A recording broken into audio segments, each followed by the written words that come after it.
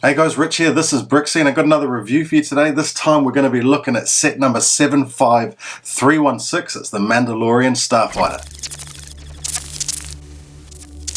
So here it is, the Mandalorian Starfighter, or the Mandalorian Gauntlet Starfighter. It is 544 pieces. It comes with 3 minifigs. Down here in New Zealand, it's going to set you back $100. In the US, it's $60. In the UK, it's going to be £50. Look, let's get straight into the review. Okay, so here's the finished model. You can see I've made quite a crude sort of stand out of some window pieces and a little white plate there just to get it up in its flying position, but it's quite a striking model. Very sleek, really nice use of colors there to get that design on the wings, etc. I like the look of it. I really like the look of it like this, and this is probably how I'm going to display it, to be fair. It took me about, maybe two and a half hours to build it. It's not a difficult build, fairly easy to put together. There's a couple of nice little features in there.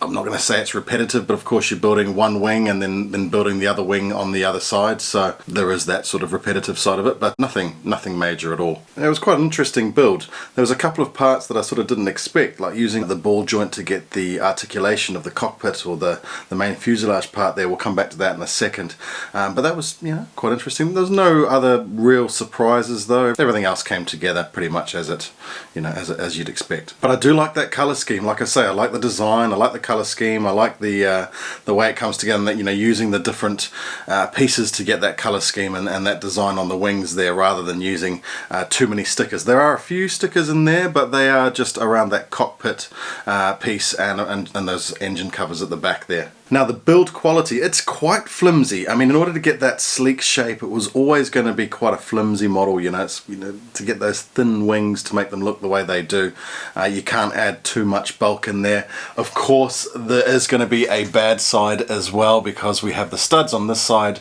and now if I turn it around, this is what it looks like on the underside. They've kind of tried to mimic the design on the other side.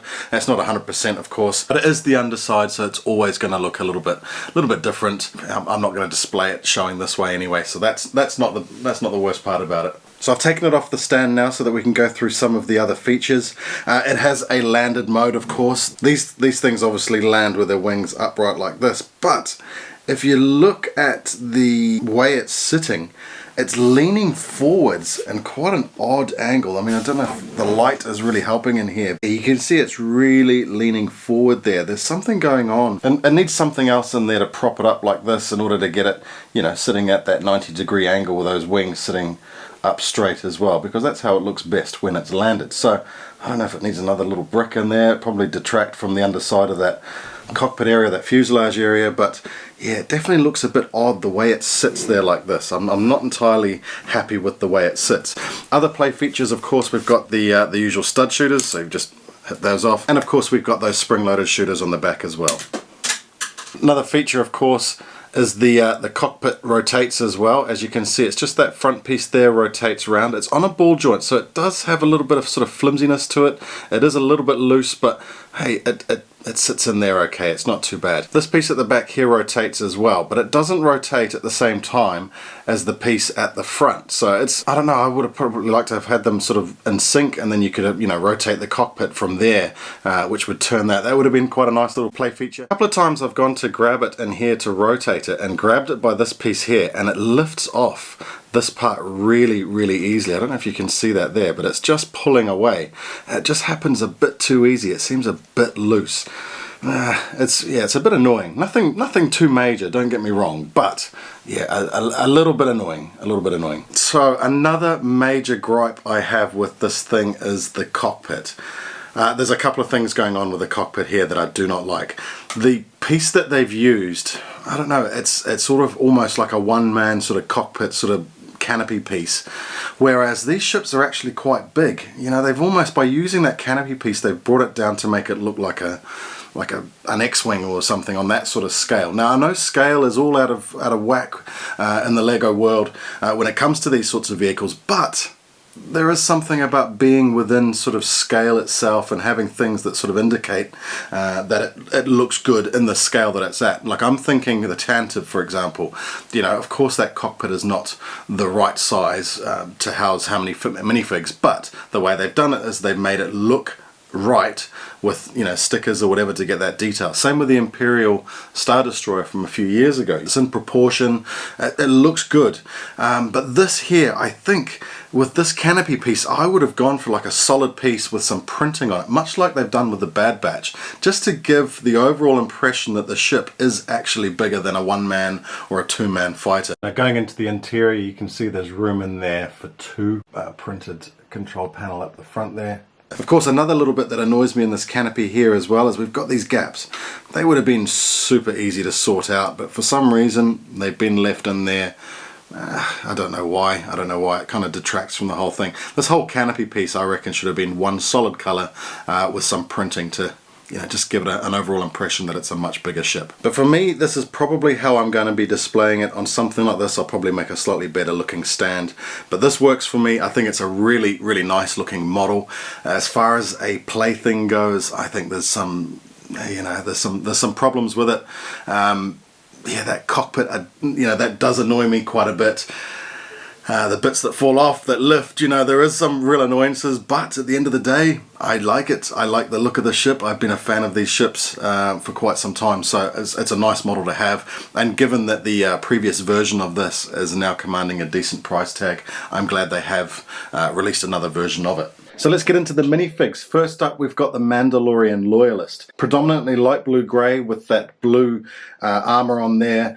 Some dark grey accents as well. Nice printing on the torso going into the hips and through into the legs as well. Some decent printing on that helmet. Comes with two blasters. I like the type of blasters that they are including in these sets as well. That makes something a bit different. It's changing it up a bit as well. If we remove the helmet, just got a black head in there. No face printing whatsoever. And if we turn them around there, you can see the brown at the top of the legs there, and of course that gunmetal grey jetpack.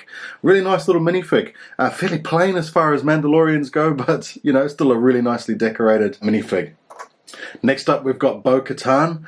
Look, Bo-Katan, really, really nice minifig. Look at that helmet. Super nice printing on that helmet. I love the design, love the colors. They really, really pop. Dark blue grey torso and legs, but lots of super nice printing as well. We've got that silver armor, and of course the brown around the hip area, the belts, printing right through the legs down onto the feet as well. Also comes with two of those blasters and the rangefinder on the helmet as well. Now you can remove the helmet and add the hairpiece. Personally, I don't like the hairpiece. They make it look like a Scooby-Doo character or something. It doesn't look right. They should have incorporated that headband into the hairpiece and given her a custom one. A bit unfortunate, but hey, this is what we've been given. Now if I turn her around there, you can see we've got an alternative face, a bit more of an angry face there. We've got that same jetpack that came with the Mandalorian Loyalist as well, in that dark gunmetal grey. And if I remove that jetpack, you can see there's some simple printing on the back of the torso as well. Super nice minifig. Shame about the hairpiece, but hey, we'll probably leave the helmet on anyway. And last up, we've got Gar Saxon. What an awesome minifig this one is. Look at that new helmet mold we've got with the spikes on it. I think it works really, really well. The color scheme as well, the red and the yellow. Absolutely striking. Gunmetal grey color for the torso and the legs. Some really, really nice printing on there as well. Look, this is just an awesome looking minifig. And if I take his helmet off there, we've got printing only on one side for this one. Look, you probably won't be taking the helmet off anyway, but it's there. We've got a face. It looks kind of cool. And on the back, we've got that same gunmetal jetpack. He comes with a single blaster. He doesn't get two blasters like the other minifigs in this set. But an awesome minifig, really awesome minifig, and there'll be a lot of people out there happy to get this one. So look, in conclusion, it's a nice looking ship. I have really liked the look of these ships for some time. I'm just a little bit disappointed about this canopy piece. I think they could have done something better to give the overall ship a different look to it, to make it look like a bigger ship. This just looks like quite a small starfighter to me as it is, but hey, it's kind of cool. It's going to look cool on display and that weird angle that they fly on. For that money, look, 3 really, really nice minifigs, 2 named minifigs of course. You can't really complain. You can't really complain. It's a nice display piece. Yeah, with those discounts that we always get down here as well, 20% off 100, that takes it down to 80 New Zealand dollars. That's all right. That's all right for this. I mean, if you compare it to an X-Wing or a TIE fighter or something like that, that's pretty cheap. That's pretty cheap. And the fact that you're getting 3 minifigs with it as well definitely makes it a good buy for me. It has its flaws. undoubtedly it has its flaws, but as a display piece, I think it's going to be okay. Hey, look, cheers for checking this review out. If you like what you see, please give us a subscribe, hit that thumbs up, all that good stuff. I'll catch you on the next one. Cheers.